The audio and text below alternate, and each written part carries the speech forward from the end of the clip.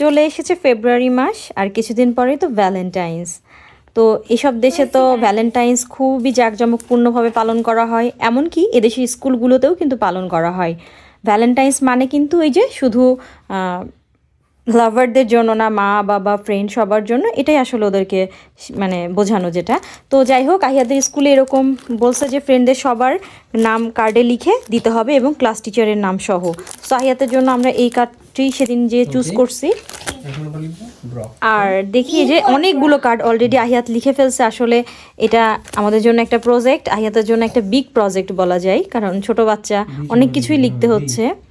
যেমন happy Valentine's day 2025, আর এ পাশে হচ্ছে আহিয়াতের ফ্রেন্ড সুজি আর আহিয়াত নাম। সো অনেকটাই লিখতে হচ্ছে, অনেক কিছু লিখতে হচ্ছে।